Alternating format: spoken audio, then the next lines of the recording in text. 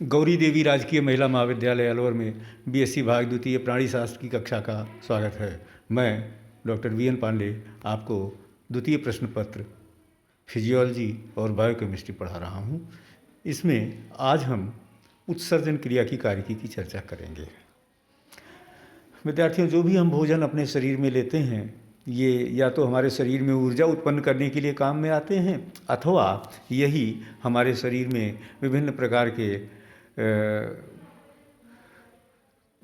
प्रकार के जो कंस्टिट्यूएंट मटेरियल्स हैं उनके निर्माण के लिए काम में आते हैं। तो चाहे शरीर की वृद्धि के लिए, रिपेयर के लिए, विभिन्न तत्वों के निर्माण की बात हो या विभिन्न प्रकार के तत्वों द्वारा ऊर्जा प्राप्त करने की बात हो, इन दोनों क्रियाओं के लिए भोज्य पदार्थों की आवश्यकता होती है। और भोज्य पदार्थों को मेटाबॉलिक क्रियाओं के द्वारा ऊर्जा के लिए उपयोग में किया जा सकता है, विभिन्न ग्रोथ या रिपेयर के कार्यों के लिए उपयोग में किया जा सकता है। दो प्रकार की क्रियाएं हैं जो कैटाबॉलिक क्रियाएं हैं, जिनमें ब्रेक डाउन होता है, या एनाबॉलिक क्रियाएं हैं जिसमें निर्माण होता है। इन क्रियाओं में जो अंतिम पदार्थ बनता है, जिसको एंड प्रोडक्ट कहते हैं, वो एक स्तर पर ऐसा पदार्थ बन जाता है जिसको फर्दर यूटिलाइज या रीयूटिलाइज या रिसाइकिल नहीं किया जा सकता है।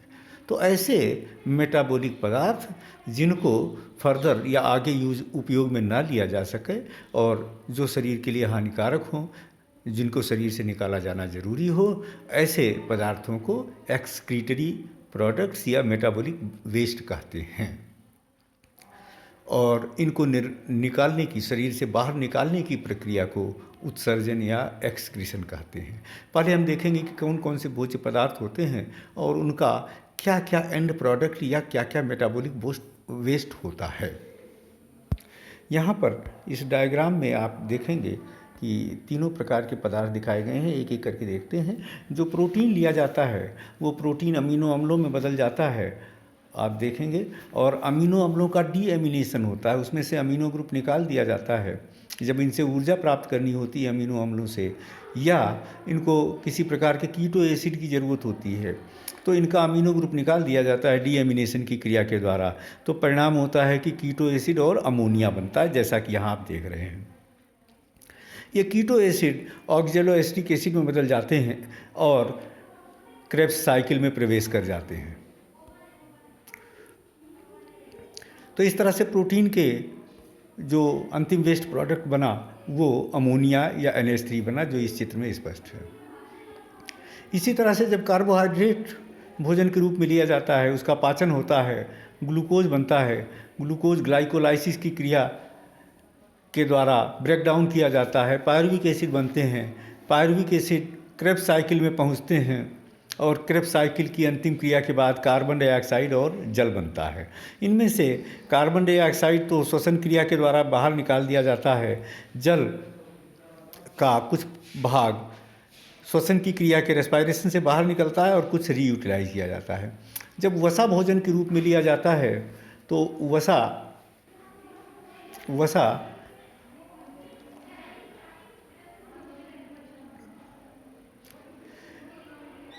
ग्लिसरॉल और फैटी एसिड में बदल जाता है ब्रेकडाउन के बाद, पाचन के बाद। जो ग्लिसरॉल है ये ग्लिसरल्डिहाइड 3 फॉस्फेट में बदलता है और ग्लिसरल्डिहाइड 3 फॉस्फेट ग्लाइकोलाइसिस की क्रिया में पहुंच जाता है और ग्लाइकोलाइसिस के बाद उसका वही परिणाम होता है जो ग्लूकोज का हुआ था, अर्थात कार्बन डाइऑक्साइड और जल का निर्माण होना। जो दूसरा पदार्थ बना फैटी अम्ल का बीटा ऑक्सीडेशन होता है और बीटा ऑक्सीडेशन के बाद एसिटाइल कोएंजाइम ए का निर्माण होता है। Acetyl coenzyme A Krebs cycle में भी पहुंच सकता है और क्रेब्स साइकिल में पहुंच करके ये कार्बन डाइऑक्साइड और जल का निर्माण करता है।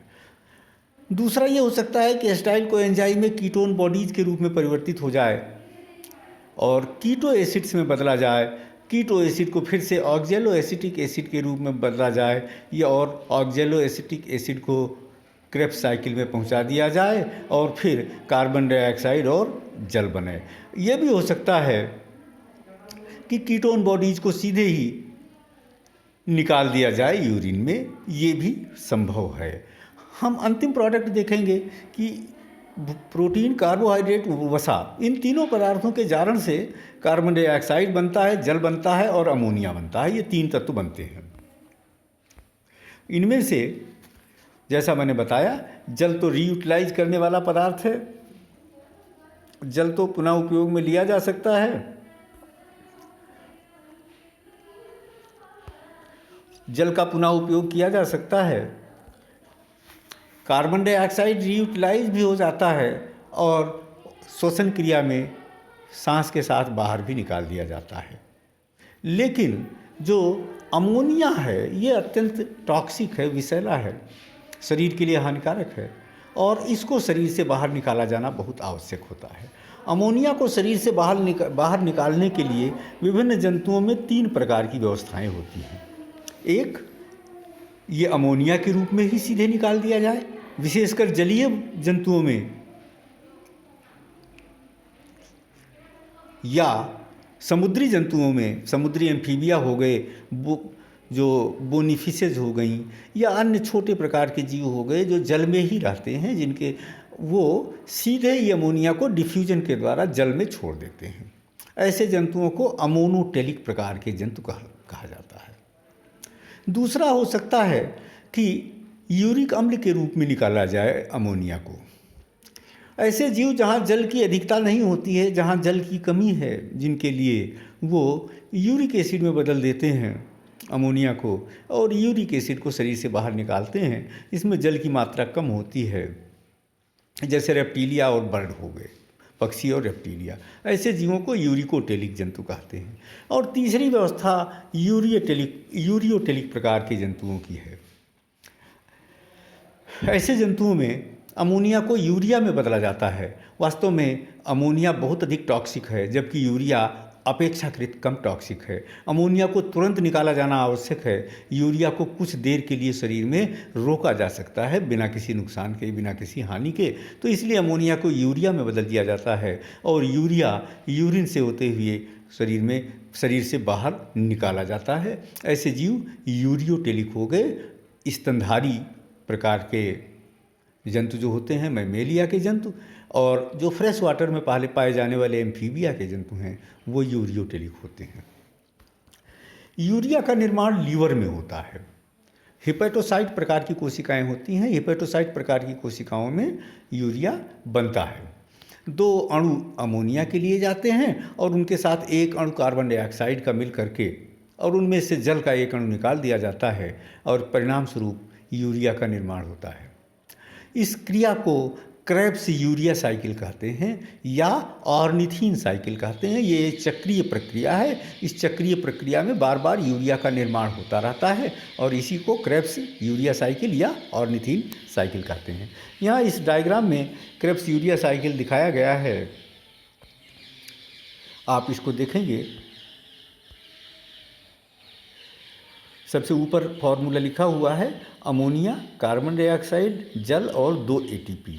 ये सब मिल जाते हैं और एक एंजाइम है कार्बामाइल फॉस्फेट सिंथेटेज। इनकी प्रक्रिया के द्वारा कार्बामाइल फॉस्फेट बन जाता है। कार्बामाइल फॉस्फेट साथ में ATP जो था ADP में बदल गया और फॉस्फोरिक एसिड का निर्माण हुआ। ये जो कार्बामाइल फॉस्फेट है, ये आगे कार्बामाइल फॉस्फेट लिंक में प्रवेश करता है। ये लिंक इस प्रकार की है कि एक ऑर्निथीन नाम का तत्व है, पदार्थ है। इस ऑर्निथीन से कार्बामाइल फॉस्फेट जुड़ जाता है और ऑर्निथीन के से जुड़ करके दोनों मिल करके, अर्थात कार्बामाइल फॉस्फेट और ऑर्निथीन मिल करके सिट्रुलिन का निर्माण करते हैं। और अब ये जो सिट्रुलिन है, ये फिर से अमोनिया, जल और ATP के साथ क्रिया करता है, जैसा यहाँ देख रहे हैं। परिणाम स्वरूप आर्जिनिन नाम का पदार्थ बनता है। तो सबसे पहले सिट्रुलिन बना, सिट्रुलिन से आर्जिनिन बना और अब ये आर्जिनिन फिर से यूरिया और ऑर्निथीन में टूट जाता है। आर्जिनिन, यूरिया और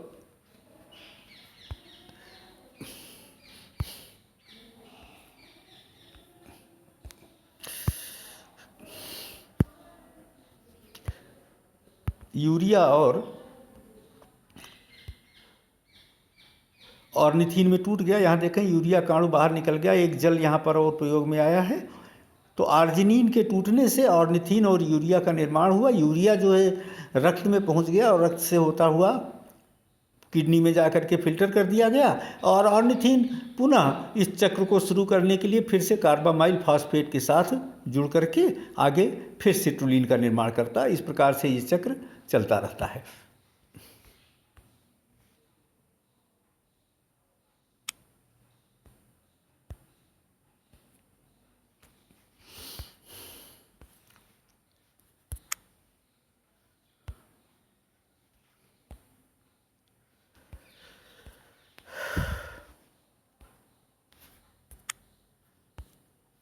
और इस प्रकार से आपने ये देखा कि ये ऑर्निथीन चक्र है। ऑर्निथीन चक्र में ऑर्निथीन और कार्बामाइल फॉस्फेट के मिलने से सिट्रुलिन बना। सिट्रुलिन ने फिर से अमोनिया को, आप देखेंगे एक अमोनिया वहाँ उपयोग में हो गया, कार्बामाइल फॉस्फेट में एक अमोनिया उपयोग में हो चुका था, और दूसरा अमोनिया जब आर्जिनिन का निर्माण हुआ तब उपयोग में हुआ। परिणाम स्वरूप 2 अमोनिया उपयोग में प्राप्त ले लिए गए। एक कार्बन डाइऑक्साइड ऊपर उपयोग में ले लिया गया, जल का उपयोग हुआ, एटीपी 3 एटीपी का खर्च होता है इस पूरे यूरिया के निर्माण में। और इस तरह से ये ऑर्निथीन साइकिल चलती रहती है। थैंक यू बच्चों।